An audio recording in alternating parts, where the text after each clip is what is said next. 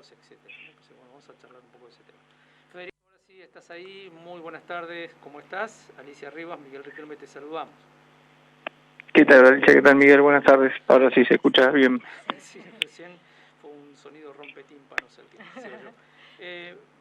A lo largo del trabajo aparecen muchos como subtítulos de esto que se llama Caputo, Sturzenegger y el fondo, algunos con digamos, un punch importante. Por ejemplo, el plan económico de Caputo va llegando a su fin. Esto tiene que ver con el ingreso de dólares, con todo lo que se especuló de un pedido al fondo de más dólares todavía, incluso hasta la propia expresidenta habló del tema, Cristina Fernández, ¿no? Contanos un poco vos de eso. Bien, el plan económico de Caputo es sostenible, y cuando digo sostenible me refiero a sostenible en sus propios términos, ¿no? No porque nosotros creamos que sea lo correcto para que Argentina salga adelante. Pero incluso en sus propios términos es sostenible solo con la entrada de dólares financieros para sostener una estabilidad cambiaria que le permita continuar con este veranito de una disminución de la inflación, luego de que la subieron en diciembre a casi 25 puntos, ¿no? Sin esos dólares financieros es muy difícil que esto se sostenga en el tiempo. La única forma de hacerlo, y ni siquiera, es que la recesión continúe, ¿no? Que se profundice para que eso deprima las importaciones y por el lado de la balanza comercial se logre al menos no perder divisas como viene siendo en este último mes, ¿no? Porque ya ni siquiera se acumulan, a pesar de patear pago de importaciones como en los primeros 3 meses del año, ya ahora ni siquiera se acumulan reservas y solo alcanza para no seguir perdiendo. El problema está que ahora empiezan los vencimientos de deuda, ¿no? Claro. En este mes tenemos algunos pocos pagos por intereses, sobre todo, pero ya el año que viene hay vencimientos fuertes de capital en enero y en julio del año que viene. Y bueno, lo cierto es que por el momento no están los dólares para hacer frente a esos pagos. Entonces ahí es donde empieza a hacer ruido este modelo, este plan económico. Creo que el mercado da cuenta de eso, ¿no? Y por eso el ruido de estos días. ¿Y por qué también de inmediato casi se habla de la figura de Sturzenegger, que bueno, mucho tiempo se vino especulando con el ingreso al gabinete, ahora ya es prácticamente un hecho, aunque creo que todavía no se presentó oficialmente? ¿Qué propone Sturzenegger precisamente y por qué opinan ustedes que esto es un poco más cerca de lo que el Fondo Monetario está planteando, aún a la vista de que el propio Milei no parece estar muy alegre con eso? Bueno, porque tanto Sturzenegger como el fondo plantean un esquema de libre flotación cambiaria, ¿no? Donde el Estado no interviene en el tipo de cambio y la oferta y la demanda de dólares terminan determinando el precio de ese bien tan escaso en Argentina que es el dólar, ¿no? El problema de esa estrategia es que por la situación actual, muy posiblemente eso termine en una fuerte devaluación, o al menos una devaluación importante, y eso se traslade a precios, ¿no? Con la consecuencia de volver a encender la inflación y que todo el ajuste que se llevó a cabo los primeros meses del año haya sido totalmente en vano, ¿no? Porque terminaríamos en una situación en términos inflacionarios similar a la que dejó el gobierno anterior, pero con una recesión mucho mayor, con más desempleo, con salarios más bajos. Ahora, la presencia de Sturzenegger, o la llegada de Sturzenegger formalmente al gobierno, ¿es la profundización de la política que vienen implementando? ¿Es es como admitir que hubo algún tipo de fracaso, entre comillas, si es que se lo puede plantear así? ¿Cómo lo ven ustedes? No sé si un fracaso. En algunos aspectos sí hay una profundización, digo, en lo que respecta al ajuste en el gasto público. Ahí creo que hay coincidencias, ¿no? Tanto en Caputo como en Sturzenegger.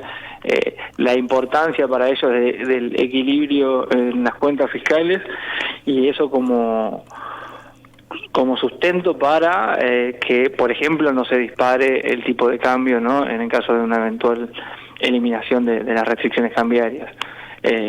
una idea de que la inflación es un fenómeno puramente monetario, ¿no? Y por eso la importancia de la emisión cero. Ahí hay coincidencias.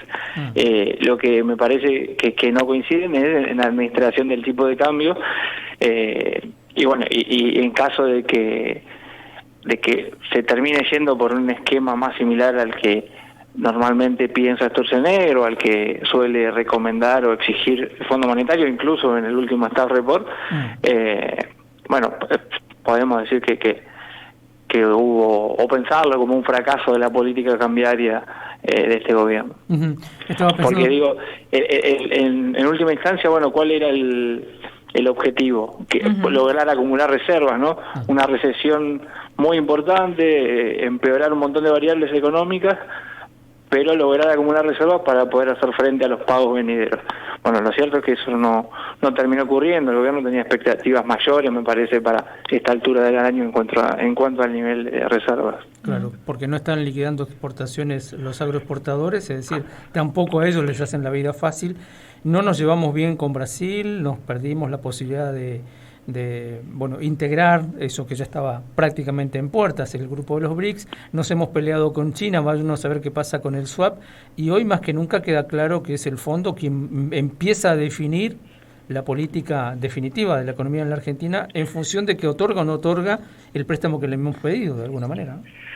Y nosotros un poco ahí en el informe decimos que va a tener un rol de árbitro o de juez en esta disputa por la política cambiaria, al menos, ¿no? Porque hay una negociación por un nuevo financiamiento, y bueno, dependiendo qué es lo que decida el fondo en cuanto a la magnitud de esos fondos que pueda llegar a prestar, las condiciones o condicionalidades que exija, va a terminar inclinando la balanza para uno u otro esquema cambiario, ¿no? Si otorga nuevo financiamiento y le permite a Caputo sostener este esquema cambiario, bueno, esto seguirá un tiempo más hasta que se acaben los dólares del Fondo Monetario. Digo, una situación similar a la que vivimos entre 2016 y 2018, solo que en ese entonces Argentina no estaba endeudada, o el gobierno anterior lo había dejado prácticamente sin deuda. Entonces Caputo tuvo la facilidad y la posibilidad de emitir deuda en moneda extranjera, que le permitió una entrada masiva de dólares financieros, y eso permitió una bonanza en términos cambiarios, al menos los primeros 2 años, año y medio. Cuando esos flujos financieros se invirtieron, como sabemos, los flujos financieros, este tipo de flujos financieros suelen ser muy volátiles, ¿no? Entonces, cualquier movimiento externo, cualquier situación que haga pensar que Argentina en algún momento no va a poder pagar, bueno, revierten ese flujo de fondos y dejan una situación bastante grave como la que ocurrió en ese entonces, en donde el gobierno de Macri tuvo que salir a pedir ayuda al FMI, ¿no? Y bueno, todo lo que vino después. Federico, el viernes a la tardecita, noche ya, el ministro Caputo da una conferencia de prensa que para muchos fue como también difícil de entender qué es lo que estaba anunciando, y tal vez lo terminamos de, entre comillas, dimensionar con la reacción de los mercados el día lunes. ¿Qué leyeron ustedes ahí? Bueno, me parece que el mercado y el agro, ¿no?, que también está esperando para liquidar, esperaban noticias o novedades respecto a esto, respecto a la política cambiaria. ¿Qué iba a pasar con el Krablin Peck? ¿Qué iba a pasar con el esquema de dólar blend? ¿Qué iba a pasar con el impuesto país? Lo cierto es que el gobierno no anunció nada de eso. En términos cambiarios no implica nada de lo que anunció, esto de pasar pasivos del Banco Central al Tesoro, agrava más o le pone una carga adicional al gasto público, porque ahora va a tener que hacer frente a los vencimientos de esa deuda en pesos, ¿no? Pero no tiene ninguna implicancia en términos cambiarios, y por eso es que el mercado reaccionó como reaccionó, porque sigue esperando cuál va a ser el rumbo de la política cambiaria, y los rumores crecen, ¿no?, día a día. Aparentemente no hay señales claras. Porque por más que Caputo salga a decir que el Krablin Peck del 2% se mantiene hasta fin de año, no están dadas las condiciones, porque no hay los suficientes dólares en la reserva para sostener esa política. Claro, ¿con qué lo va a sostener? Finalmente, la última línea del reporte es el que más nos duele, ¿no? No vemos lugar para una pronta recuperación de la economía, pero con todos estos datos eso es un hecho casi.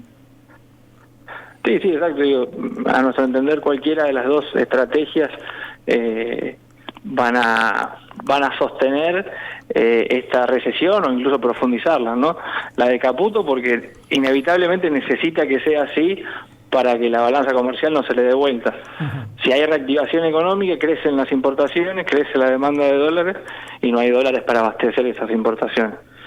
En el caso de la estrategia más similar a lo que propone el FMI o Sturzenegger, bueno, sabemos el impacto que una devaluación tiene en la inflación, ¿no? El carácter regresivo que suele tener una devaluación, y eso obviamente profundizaría el problema recesivo que hoy tiene Argentina, profundizaría los problemas de desempleo, de caída del salario, del aumento de la pobreza.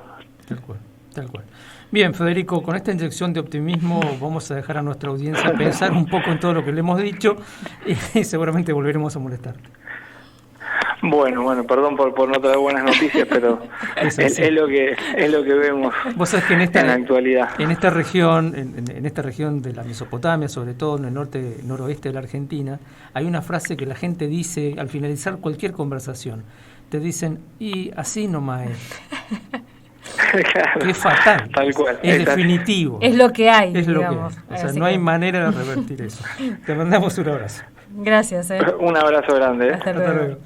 Federico Cyrulnik es uno del joven economista que forma parte de CESO, que es además una cooperativa que funciona desde hace muchos años como funciona cualquier consultora de análisis político-económico, sobre todo economía. Tiene varios rubros en los que vienen trabajando también, producen muchos informes mes a mes sobre diferentes factores de la economía, qué sé yo, puede ser, por ejemplo, evolución de precios de alquileres, evolución de los precios en los supermercados, entre otros indicadores que habitualmente analizan y publican, y uno de los análisis que a nosotros puntualmente más nos interesan mes a mes es el reporte de coyuntura. Bueno, casi todas las consultoras hacen eso, ¿no? Bueno, Ieral lo hace también acá, con el análisis de la economía regional.